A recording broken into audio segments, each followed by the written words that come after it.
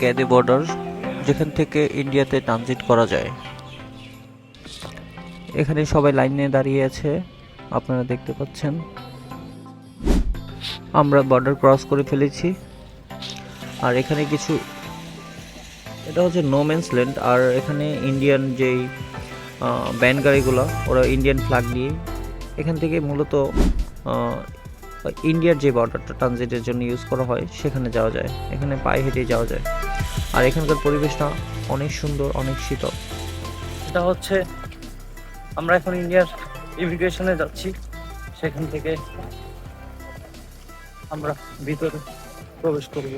এই যে দেখছেন, ওই এখানে আগে ট্রেন দিয়ে যাওয়া যাইতো আর কি। আর একটু সামনেই ইন্ডিয়ান ইমিগ্রেশন, এখানে সুন্দর করে লেখা আছে ওয়েলকাম টু ইন্ডিয়া।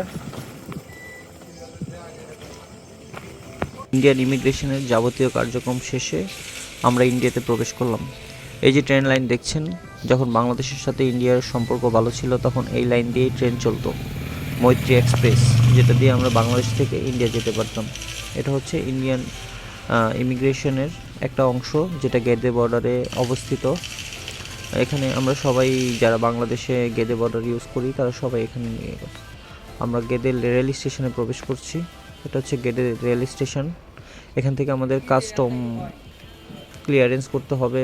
আর হচ্ছে আমরা যেহেতু এখন অনেক সকাল, তাই এখানে নাস্তাও করব।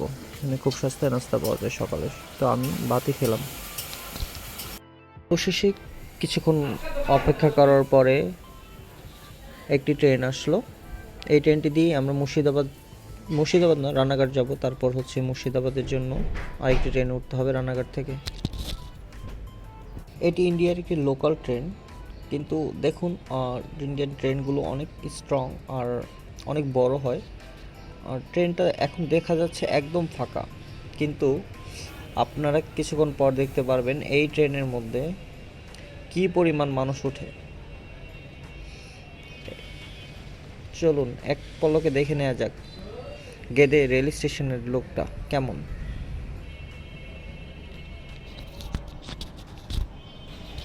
অবশেষে ঠিক যত সময় আমাদের ট্রেনটা স্টেশন থেকে ছেড়ে যাচ্ছে, এটা হচ্ছে গেদে রেল স্টেশনের সাইনবোর্ড। আমরা গেদে রেল স্টেশন থেকে করছি। ট্রেনের মধ্যে অনেক হট্টগোল, অনেক মানুষের ভিড় আপনারা দেখতে পাচ্ছেন। এই ট্রেনগুলো হচ্ছে লোকাল ট্রেন ইন্ডিয়ার। আর ট্রেনগুলোতে মারাত্মক পরিমাণে ভিড় হয় মানুষের, ব্যবসায়িক জিনিসপত্র, ও তারা এই স্টেশন থেকে আরেক স্টেশনে ট্রানজিট। আসুন আমরা কিছুটা ট্রেনের মানুষের অ্যাক্টিভিটিস দেখি, তারা কিভাবে বসে আছে ট্রেনগুলোতে। এভাবেই একটার পর একটা স্টেশন ধরতেছে, 1 মিনিট 2 মিনিট পর পর একটি করে স্টেশন। আর এই ট্রেনগুলো খুবই দ্রুত চলে। এই তো শুরু হয়ে গিয়েছে ট্রেনের ভিড়। প্রচুর পরিমাণ মানুষ ট্রেনের মধ্যে ভিড় করছে। তারা এক স্টেশন থেকে আরেক স্টেশনে যাচ্ছে কাজের সন্ধানে।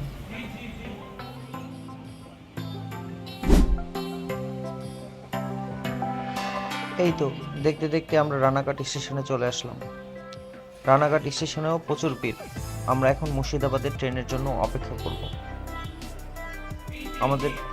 আমরা যে ট্রেন থেকে এসেছিলাম গ্যাদে স্টেশন থেকে, সেই ট্রেনটি এখন স্টেশন ত্যাগ করবে। আর আমরা অপেক্ষা করব আমাদের মুর্শিদাবাদের ট্রেনের জন্য।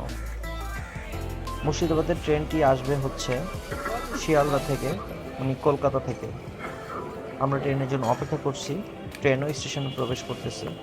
প্রচুর পরিমাণ মানুষ অপেক্ষা করছে এই ট্রেনটির জন্য। আমাদের ট্রেনটি কিছুক্ষণের মধ্যেই স্টেশনে প্রবেশ করবে।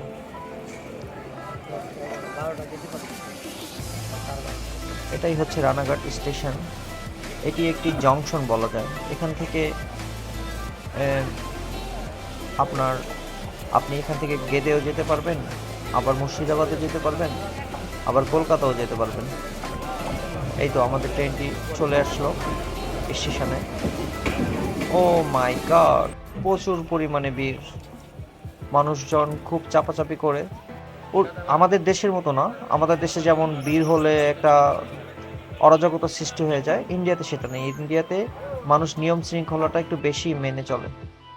ট্রেনের ভিড়টা কিছুটা এনজয় করলাম নতুন অবস্থায়। ঢাকা থেকে অনেকটা পথ পাড়ি দিয়ে, অনেক বড় একটা জার্নি পাড়ি দিয়ে এখন মুর্শিদাবাদ এসে মাত্রই পৌঁছালাম। এই হচ্ছে মুর্শিদাবাদ রেলওয়ে স্টেশন। আমরা রেল স্টেশন থেকে বের হচ্ছি। মুর্শিদাবাদ একটি মুসলিম অধ্যুষিত এলাকা। এখানে বেশিরভাগ মানুষই মুসলিম। আর এখানকার কালচার অনেকটা পুরাতন কালচার। এখানে এখনও ঘোড়ার গাড়ি চলে, আর মানুষের মধ্যে একটু ঐতিহাসিক ভাবটা বেশিই থাকে। আসুন আমরা আজকে মুর্শিদাবাদ এলাকাটা এনজয় করি। এই হচ্ছে মুর্শিদাবাদের আমার প্রথম খাবার। ওয়ান টাইম প্লেটে দিচ্ছে, আর এই খাবারের দাম অনেক কম।